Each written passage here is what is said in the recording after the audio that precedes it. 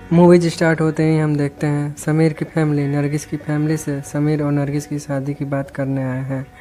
और समीर और नरगिस वे दोनों आपस में बात करते हैं और वहाँ समीर को नरगिस की बातें बहुत पसंद आती है और फिर समीर और नरगिस वे दोनों की शादी हो जाती है। भारत की अर्थव्यवस्था डाउन हो जाने के कारण बहुत सारे लोगों को जॉब से बाहर निकाला जा रहा है और तभी वहाँ समीर के एचआर का कॉल आता है और वो समीर से बोलते हैं, समीर अगले मंथ से अब आपकी सर्विस की मुझे ज़रूरत नहीं। इस तरह से समीर को जॉब से निकाल दिया जाता है। कुछ देर बाद नरगिस बस से रोते हुए नीचे उतरते हैं तो समीर को लगता है कि उन्हें बस में किसी ने छेड़ा है और वो एक आदमी को मारने लगते हैं। तो नरगिस समीर से बोलती है, ऐसा बात नहीं है, मुझे जॉब से निकाल दिया गया। तो समीर बोलते हैं, इसमें रोने वाली बात क्या है, कुछ दिन बाद तुम्हारी फिर से जॉब लग जाएगी और तुम फिर से जॉब पर जाने लगोगे। और फिर 3 महीने बाद समीर और नरगिस एक एजेंट के पास जाते हैं। वो एजेंट इन्हें नुमान में जॉब दिलाने की बात कहते हैं और 10 दिनों के बाद वो एजेंट समीर के घर आते हैं और वो बोलते हैं, नरगिस का कन्फर्मेशन लेटर आ गया है और समीर आपका कन्फर्मेशन लेटर 2-4 दिन में आ जाएगा। और नरगिस को नुमान कल ही जाना होगा क्योंकि नरगिस की नुमान की फ़्लाइट की टिकट कल की है। और समीर बोलते हैं, वहाँ अदर कंट्री में नरगिस अकेले कैसे एडजस्ट कर पाएगी, अगर मैं भी साथ जाता तो अच्छा होता। तो नरगिस बोलती हैं, बस 2-4 दिनों की बात है, आप वहाँ आ जाएंगे तो फिर हमें कोई प्रॉब्लम नहीं होगी। और फिर अगले दिन नरगिस एयरपोर्ट जाती हैं और समीर नरगिस से बोलते हैं, पहुँचते ही मुझे कॉल करना। और फिर नरगिस नुमान चली जाती हैं।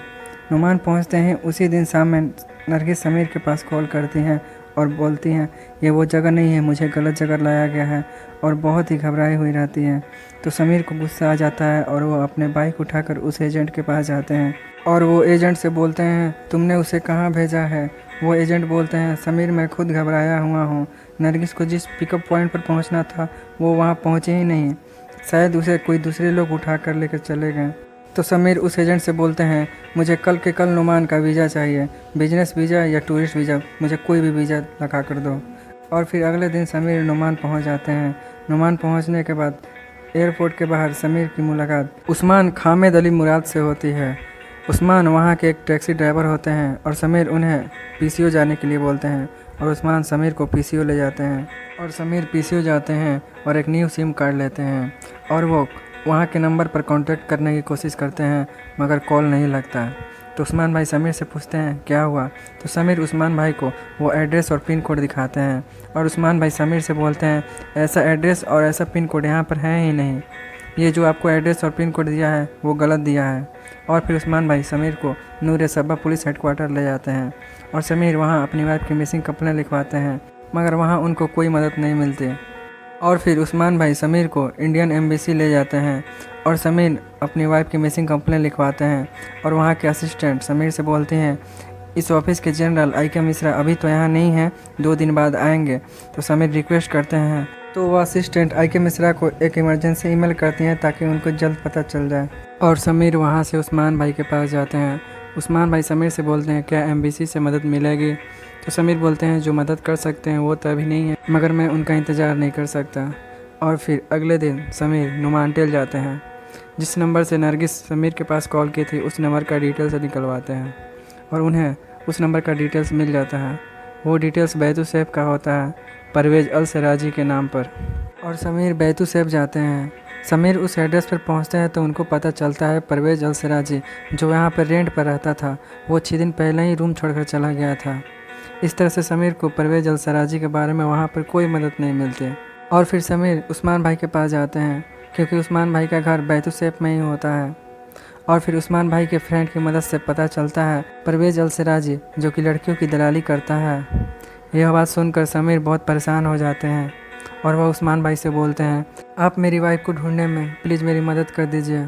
और फिर उस्मान भाई समीर को बैतू सैफ के 2 ऐसी जगह ले जाते हैं जहां लड़कियों से धंधा कराया जाता है। समीर जब फर्स्ट वाली जगह जाते हैं तो उन्हें वहां नरगिस की तस्वीर नहीं दिखती तो उस्मान भाई और समीर वहां से चले जाते हैं और फिर उस्मान भाई समीर को दूसरी जगह ले जाते हैं। समीर जब दूसरी जगह जाते हैं तो वहाँ उन्हें नरगिस की तस्वीर दिख जाती है और वह नरगिस को बुलाने के लिए बोलते हैं तो वह शख्स बोलता है, क्लाइंट अभी दूसरे के साथ बिजी है।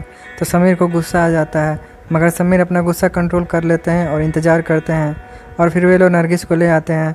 नरगिस समीर को देखकर रोने लगती हैं, तो समीर नरगिस को बचाने की कोशिश करते हैं, मगर वहाँ पे इतने ज़्यादा लोग होते हैं कि समीर नरगिस को बचा नहीं पाते और फिर समीर और उन लोगों में लड़ाई हो जाती है।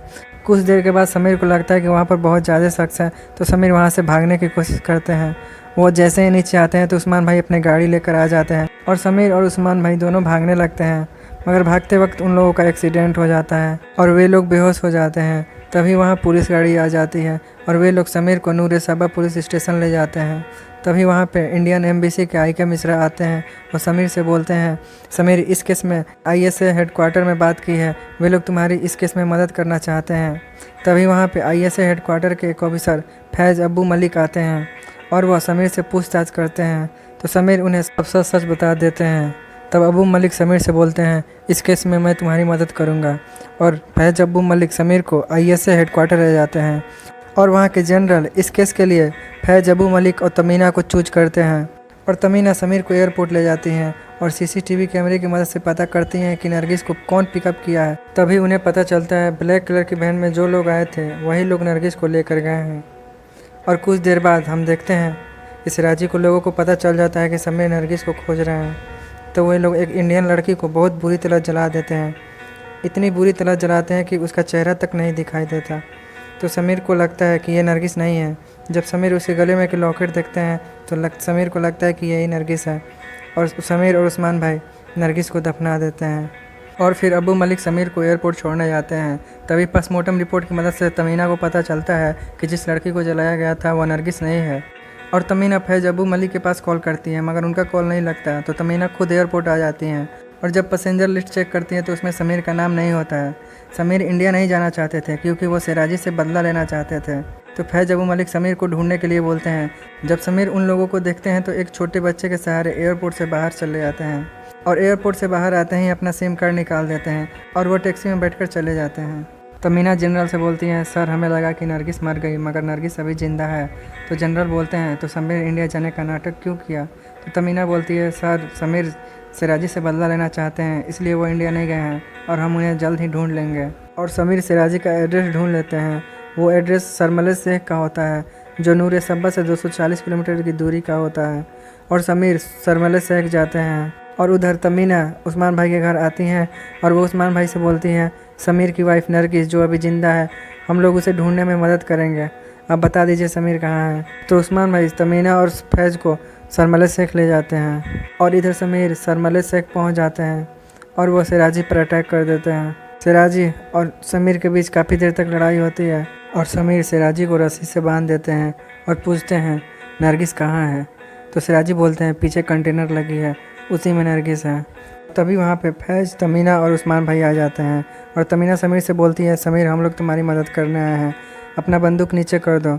जब फैज़ समीर का गन ले लेते हैं तो सिराजी हंसने लगता है क्योंकि फैज़ अब्बू मलिक सिराजी से मिला हुआ था और वह तभी नरगिस पर फायर कर देता है और नरगिस समीर को भागने के लिए बोलती है और समीर बाहर आकर देखता है तो वो बड़ा सा कंटेनर लगी हुई होती है। जब समीर अंदर आवाज़ देते हैं तो उधर से नरगिस की आवाज़ आती है, तो समीर जान जाते हैं इसमें नरगिस है। और फैज़ और तमीना के बीच काफ़ी देर तक लड़ाई होती है जिसमें फैज़ अब्बू मलिक तमीना को मार डालते हैं और समीर और उस्मान भाई वहाँ से ट्रक लेकर भागते हैं। तो सिराजी और सिराजी के लोग पीछा करते हैं मगर समीर उन सारे लोगों को मार डालते हैं। और फिर फैज़ सिराजी के दोस्त के पास जाते हैं और समीर और सिराजी की सारी बातें बताते हैं।